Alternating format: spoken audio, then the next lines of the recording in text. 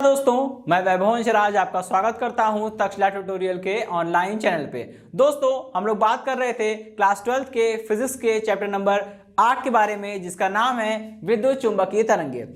तो दोस्तों, इसमें हम लोग लेक्चर 8.3 तक कंप्लीट कर चुके थे। आज हम लोग बात करेंगे लेक्चर 8.4 के बारे में। तो दोस्तों, आज के सेशन का पहला टॉपिक है विद्युत चुंबकीय स्पेक्ट्रम। दोस्तों, सबसे पहले कि विद्युत चुंबकीय स्पेक्ट्रम है क्या, ठीक है, फिर इसको पढ़ने के क्या फायदे हैं। ठीक, चलिए, तो सबसे पहले तो मैं आपको बता दूं कि विद्युत चुंबकीय तरंग क्या होती है, ये हम सब लोग जान गए हैं। लेकिन दोस्तों, अगर हम देखें तो विद्युत चुंबकीय तरंग भी अपने आप में एक बहुत बड़ा टॉपिक है। क्यों? क्योंकि इसमें बहुत सारी तरंगे आती हैं, जैसे टीवी तरंगे, एफएम तरंगे मतलब रेडियो तरंगे, ठीक है, सूक्ष्म तरंगे, लघु तरंगे, अवरक्त तरंगे, पराबैंगनी तरंगे, दृश्य प्रकाश तरंगे, एक्स रेस या एक्स तरंगे और गामा रेज या गामा तरंगे। ठीक है, देखिए इतने ढेर सारी हैं। ठीक, अब उसमें भी अगर आप इसके भी अंदर जाएंगे, जैसे मान लीजिए आपने अवरक्त तरंगे ले लिया। अवरक्त तरंग को इंग्लिश में बोलते हैं इंफ्रारेड वेव्स। तो इंफ्रारेड वेव के अंदर भी बहुत सारे सब डिवीजन होते हैं, जैसे कि नियर इंफ्रारेड, फार इंफ्रारेड, एक्सट्रीम इंफ्रारेड, इस तरह की चीजें होती हैं। ठीक है, तो अब यहाँ पे हमको इतना डिटेल में नहीं जाना है, क्योंकि वो हमारे सिलेबस का हिस्सा नहीं है। बस हमको इसके मेजर जो मतलब कि जितने पार्ट्स हैं वो पढ़ने हैं, और हर एक के बारे में बस थोड़ा थोड़ा हमको नॉलेज चाहिए। ठीक, तो चलिए दोस्तों, सबसे पहले बात करते हैं कि विद्युत चुंबकीय स्पेक्ट्रम है क्या। ठीक है, विद्युत चुंबकीय स्पेक्ट्रम जो होता है, कहते हैं कि अगर विद्युत चुंबकीय तरंगों को उनकी आवृत्ति, ऊर्जा अथवा तरंगदैर्ध्य के बढ़ते हुए या घटते हुए क्रम में व्यवस्थित किया जाए, तब इस प्रकार प्राप्त एक निश्चित क्रम को विद्युत चुंबकीय स्पेक्ट्रम कहते हैं। ठीक है, एक बार आप फिर से सुन के समझ सकते हैं कि विद्युत चुंबकीय तरंगों को उनकी आवृत्ति, ऊर्जा अथवा तरंगदैर्ध्य के अनुसार के घटते हुए अथवा बढ़ते हुए क्रम में व्यवस्थित करने पर प्राप्त निश्चित क्रम को क्या बोलते हैं? विद्युत चुंबकीय स्पेक्ट्रम बोलते हैं। ठीक है दोस्तों, चलिए, ठीक है। अच्छा, अब हम लोग आगे बढ़ेंगे। तो विद्युत चुंबकीय स्पेक्ट्रम के भी कुछ पार्ट होते हैं। ठीक, सबसे पहले हम लोग देखिए दोस्तों, यहां पे मैं आपको एक बात बता दूं, हम शुरू से हम top to bottom bottom to top चलेंगे। इसका मतलब सबसे पहले हम लोग उस आवृत्ति की तरंगों को पढ़ेंगे जिनकी आवृत्ति, उन विद्युत चुंबकीय तरंगों को पढ़ेंगे जिनकी आवृत्ति सबसे कम होती है। और दोस्तों, आपको पता है कि अगर हम माध्यम ले लें निर्वात या वायु, तो निर्वात या वायु में जो तरंगे होती हैं, कौन सी तरंगे?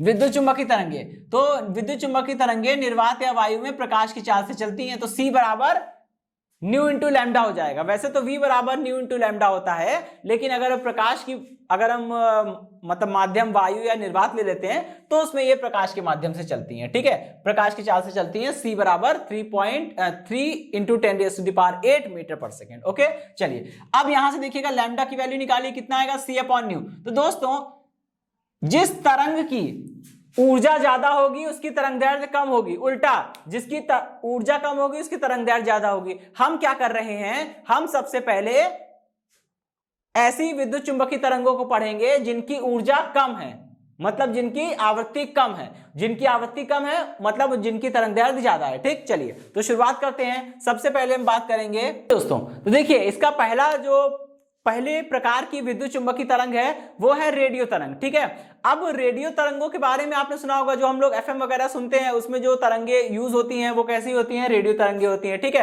रेडियो तरंगे विद्युत चुंबकीय वे विद्युत चुंबकीय तरंगे हैं जिनकी आवृत्ति 500 मेगाहर्ट्ज से 1000 मेगाहर्ट्ज के बीच में होती है। मतलब विद्युत चुंबकीय तरंगों की आवृत्ति का परास वैसे तो बहुत ज्यादा होता है, ठीक है, लेकिन हमें केवल उन्हीं विद्युत चुंबकीय तरंगों के बारे में अभी बात करनी है जिनका आवृत्ति 500 मेगाहर्ट्ज से 1000 मेगाहर्ट्ज के बीच में होती है। ठीक है, 500 के पहले वाले और 1000 के बाद वालों की बात मैं अभी नहीं कर रहा हूं। ठीक है, तो चलिए, तो अगर कोई पूछेगा कि रेडियो तरंगे क्या होती हैं, तो आप इसकी परिभाषा में बोल सकते हैं कि विद्युत चुंबकीय तरंगों का वह भाग जिसकी आवृत्ति 500 मेगाहर्ट्ज से 1000 मेगाहर्ट्ज के मध्य होती है क्या कहलाता है? रेडियो तरंगे कहलाता है। ठीक है, रेडियो तरंगों में भी बहुत सारे प्रकार हैं। चलिए दोस्तों देखिए, रेडियो तरंगों के बारे में तो हम जान गए कि वे विद्युत चुंबकीय तरंगे जिनकी आवृत्ति 500 मेगाहर्ट्ज से 1000 मेगाहर्ट्ज के बीच में होती है रेडियो तरंगे कहलाती हैं।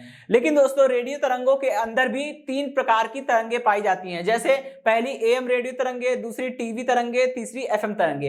एएम का मतलब होता है एम्पलीट्यूड मॉड्यूलेशन। ठीक है, ये अभी आपके मतलब का नहीं है, आगे ग्रेजुएशन में बीएससी में आप लोग ये फिजिक्स में पढ़ेंगे। ठीक है, तो एएम रेडियो तरंगे क्या होती हैं? एएम रेडियो तरंगे रेडियो तरंगों का वह भाग है। अब इतना दिमाग तो हम लोग लगा ही सकते हैं कि रेडियो तरंगे जो होती हैं वो 3 प्रकार की होती हैं, इन तीनों प्रकार की हो सकती हैं। इसका मतलब एएम रेडियो तरंग भी क्या है? रेडियो तरंग का एक प्रकार है, उसी के अंदर आता है। तो हम बोल सकते हैं एएम रेडियो तरंगे वे रेडियो तरंगे हैं जिनकी आवृत्ति कितनी है? 530 मेगाहर्ट्ज से 750 मेगाहर्ट्ज के बीच में होती है। टीवी रेडियो तरंगे वे रेडियो तरंगे हैं जिनकी आवृत्ति 30 मेगाहर्ट्ज से 130 मेगाहर्ट्ज के बीच में होती है। ये टेलीविजन में यूज होती हैं। ठीक है, मतलब जो हम लोग टेलीविजन में कार्यक्रम वगैरह देखते हैं, टीवी हमारा चलता है, उसमें जो सिग्नल्स आते हैं वो उस सिग्नल में इन्हीं वेव्स का यूज होता है। ठीक है, चलिए अब हम बात करते हैं एफएम रेडियो तरंगे। दोस्तों एफएम रेडियो तरंगे वे रेडियो तरंगे हैं जिनकी आवृत्ति 88 मेगाहर्ट्ज से 108 मेगाहर्ट्ज के बीच में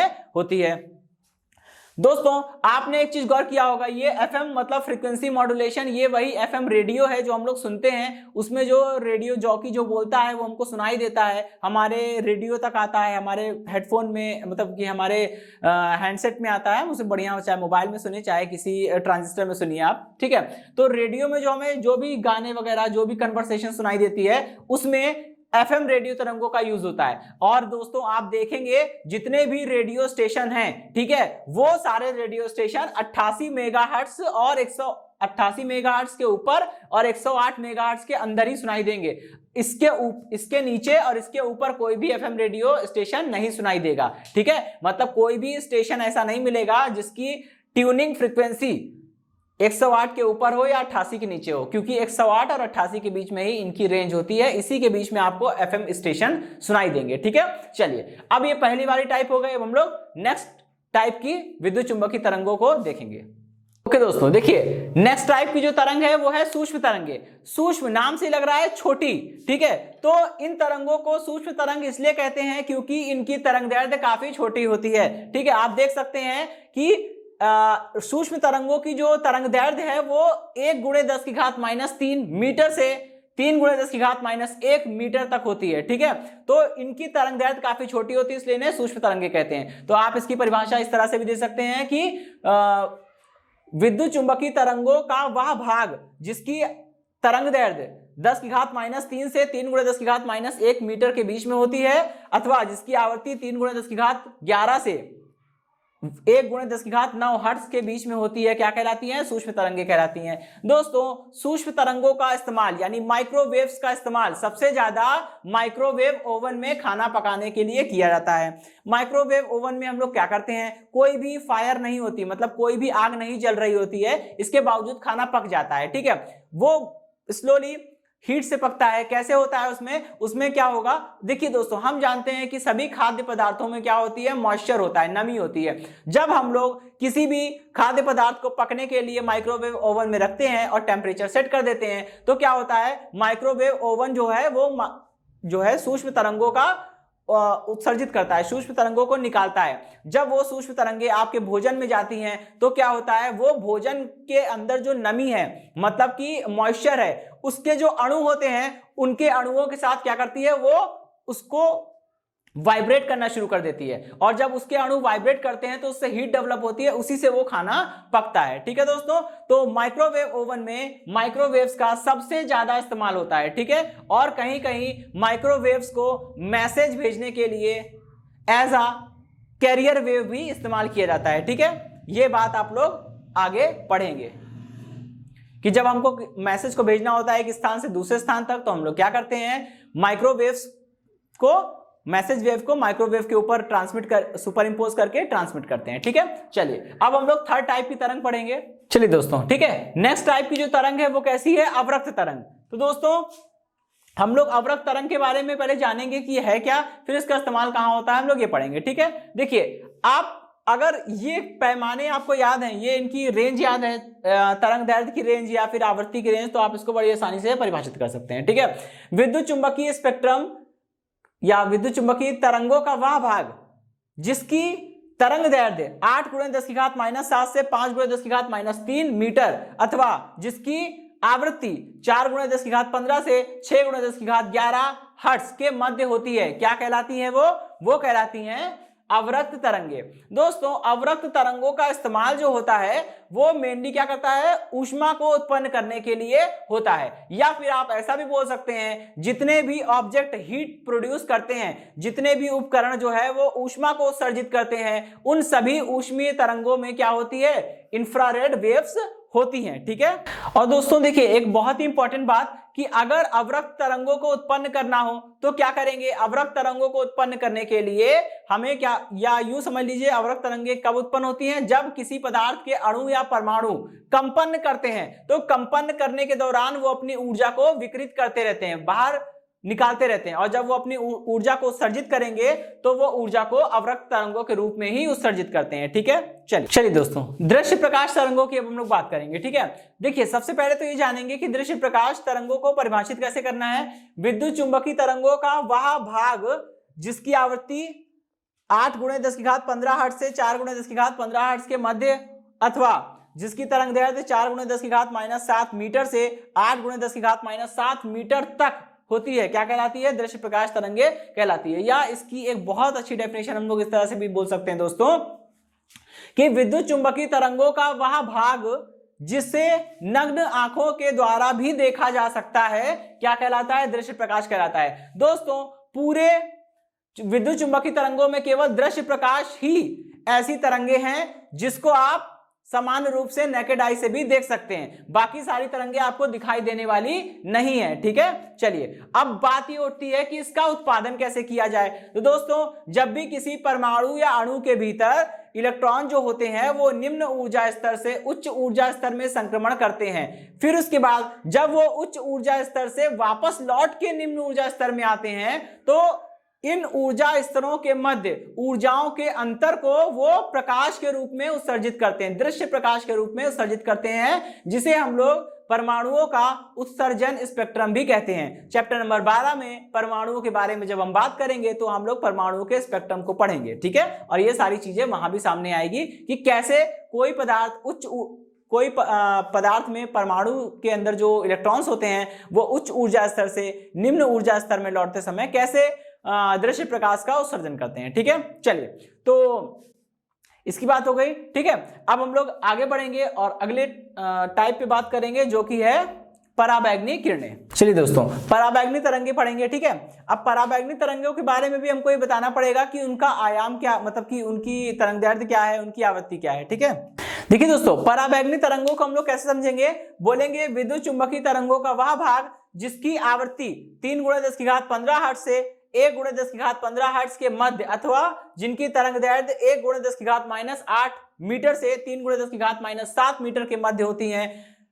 पराबैंगनी किरणें कहलाती हैं। ठीक है, पराबैंगनी किरणें की आवृत्ति जो होती है वो दृश्य प्रकाश की आवृत्ति से कम होती है और अवरक्त से भी कम होगी, क्योंकि अवरक्त तरंगों की आवृत्ति जो होती है वो दृश्य प्रकाश से भी अवरक्त तरंगों की जो तरंग दैर्ध्य होती है वो दृश्य प्रकाश से भी ज्यादा होती है। ठीक है, अच्छा अब पराबैंगनी तरंगे के बारे में हम लोग पढ़ेंगे, इनका यूज कहाँ होता है। ठीक है, देखिए दोस्तों पराबैंगनी तरंगों का यूज जो होता है वो कीटाणुनाशक के रूप में भी होता है। ठीक है, हम लोग अल्ट्रावायलेट रेस को गिराकर क्या कर सकते हैं, जर्म वगैरह को, बैक्टीरिया वगैरह को डायरेक्ट उनको मार भी सकते हैं। ठीक है, और दोस्तों एक बहुत ही इंपॉर्टेंट बात देखिए, अवरक्त तरंग कह रहा हूं सॉरी, पराबैंगनी तरंगे जो होती हैं वो उत्पन्न कैसे होती है। आपने दोस्तों कहीं भी देखा होगा स्पार्किंग होते हुए देखा होगा। स्पार्किंग में होता क्या है, कहते हैं अगर मान लीजिए कोई तार कहीं से जुड़ा हुआ है, ठीक है, और वो जो कनेक्शन है तारों को आपने आपस में जोड़ रखा है, वो कनेक्शन जब ढीला पड़ता है तो वहां आपने देखा होगा थोड़ी चिंगारी टाइप की निकलती है। ठीक है, और अगर वो ज्यादा लूज होता है तो वो चिंगारी जो है वो आग का रूप भी ले लेती है। इसी तरह से शॉर्ट सर्किट में घर मकान जल जाते हैं। ठीक है, खैर मैं अभी उसकी बात नहीं कर रहा हूं। तो जब उसी को बोलते हैं हम लोग स्पार्किंग, जब दो तार जहां पे जुड़े हैं, कनेक्शन हुआ है, अगर वो तार लूज होते हैं, ठीक है, तो उनके बीच उसमें क्या होता है, वहां चिंगारी जैसा निकलता हुआ आपको दिखेगा, उसे बोलते हैं स्पार्किंग। तो जब भी इलेक्ट्रिकल स्पार्किंग होती है या इलेक्ट्रिक आर्क की अगर हम बात करते हैं तो उसमें जो भी प्रकाश निकलता है, जो चिंगारी निकलती है, उसी चिंगारी में उसी के साथ अल्ट्रावायलेट रेज भी निकलती हैं। लेकिन दोस्तों हमें अल्ट्रावायलेट रेज दिखाई नहीं देती हैं, सो हम पता नहीं कर पाते कि मतलब समझ नहीं पाते कि अल्ट्रावायलेट रेज निकली है कि नहीं, लेकिन हम उसे प्रैक्टिकल के द्वारा उसे महसूस जरूर कर सकते हैं। ठीक है, चलिए, तो परावैंगनिक तरंगों की बात हो गई। अब हम लोग अगले टाइप के बारे में बात करेंगे जो कि है एक्स तरंगे। दोस्तों अब हम लोग बात करते हैं एक्स रेज की। ठीक है, तो विद्युत चुंबकीय तरंगों का वह भाग जिसकी आवृत्ति 3 × 10⁻19 हर्ट्ज से लेकर 8 × 10⁻15 हर्ट्ज के मध्य होती है, अथवा जिसकी तरंग दैर्ध्य 1 × 10⁻11 मीटर से 4 × 10⁻8 मीटर के मध्य होती है, क्या कहलाती हैं, एक्स तरंगे या एक्स रेज कहलाती हैं। ठीक है, एक्स रेज उत्पन्न कैसे होती हैं, कहते हैं जब भी तीव्र गति से गतिमान कैथोड किरणें जो कि इलेक्ट्रॉनों का समूह होती हैं, इलेक्ट्रॉनों से बनी होती हैं। ठीक है, जब भी तीव्र गति से गतिमान कैथोड किरणें किसी उच्च द्रव्यमान और उच्च गलनांक वाली वस्तु से टकराती हैं, तब एक्स रे उत्पन्न होती हैं, एक्स किरणें तब जाके उत्पन्न होती हैं। ठीक है, अब एक्स किरणों की बात करें तो एक्स किरणें कहां यूज होती है बताने की आवश्यकता नहीं है, मेडिकल की फील्ड में बहुत ज्यादा इस्तेमाल होता है एक्स रेज का। आप देखते होंगे कहीं भी हड्डी वगैरह फ्रैक्चर होती है, डॉक्टर क्या कराते हैं, एक्सरे कराते हैं। एक्सरे कराने से उनको पता चल जाता है कि भाई फ्रैक्चर कैसा है। ठीक है, ओके। और दोस्तों हम लोग इसको सामान्य तौर पे ये भी समझ सकते हैं कि एक्स तरंगों की जो तरंग दैर्ध्य होती है वो 1 एंगस्ट्रॉम से लेकर कितनी होती है, 100 एंगस्ट्रॉम के बीच में होती है। ठीक है, एंगस्ट्रॉम का मतलब क्या होता है दोस्तों, 1 एंगस्ट्रॉम का मतलब होता है 10⁻−10 मीटर। ठीक है, अब 1 एंगस्ट्रॉम से 100 एंगस्ट्रॉम के बीच की तरंग दैर्ध्य वाली विद्युत चुंबकीय तरंगों को क्या बोलते हैं, एक्स रेज बोलते हैं। अब दोस्तों इसमें भी 2 पार्ट होते हैं। ठीक है, इसमें भी 2 पार्ट होते हैं, एक होती है सॉफ्ट एक्स रेज और एक होती है हार्ड एक्स रेज। ठीक है, सॉफ्ट एक्स रेज को हम लोग हिंदी में बोल सकते हैं, ऐसे समझ लीजिएगा, हिंदी में इसको बोलते हैं कोमल एक्स रेज और इसको बोलते हैं कठोर एक्स रेज। ठीक है, अब ये जो कोमल एक्स रेज है इसमें क्या होती है, इसको कैसे पहचानेंगे, इसकी तरंग दैर्ध्य जो होती है वो 1 एंगस्ट्रॉम से लेकर 4 एंगस्ट्रॉम की तरंग दैर्ध्य जो होती है वो हार्ड एक्सरे होती है, और सॉफ्ट एक्सरेज की जो तरंग दैर्ध्य होती है वो 4 एंगस्ट्रॉम से लेकर 100 एंगस्ट्रॉम के बीच में होती है। ठीक है, सॉफ्ट एक्सरेज की एनर्जी कम होती है, हार्ड एक्सरेज की एनर्जी ज्यादा होती है। ठीक है दोस्तों, चलिए अब हम लोग गामा रेज की बात करेंगे। ठीक है, चलिए दोस्तों अब हम लोग गामा तरंगों को कैसे समझेंगे, बोलेंगे विद्युत चुंबकीय तरंगों का वह भाग जिसकी तरंग दैर्ध्य 1 × 10⁻14 मीटर से 1 × 10⁻11 मीटर, अथवा जिसकी आवृत्ति 3 × 10⁻22 से 3 × 10⁻19 हर्ट्ज के मध्य होती है, क्या कहलाती हैं, गामा तरंगे कहलाती हैं। गामा तरंगे उत्पन्न कैसे होती हैं, आपने केमिस्ट्री में पढ़ा होगा और आगे आप लोग फिजिक्स में भी पढ़ेंगे। ठीक है, होता क्या है कि जब भी कोई परमाणु, कोई भी रेडियो सक्रिय परमाणु, रेडियो एक्टिव परमाणु क्या करता है, अपने भीतर से अल्फा बीटा कणों का उत्सर्जन करता रहता है। जब परमाणु अपने भीतर से अल्फा बीटा कणों का उत्सर्जन करता रहता है तो परमाणु क्या होता है, उत्तेजित अवस्था में आ जाता है।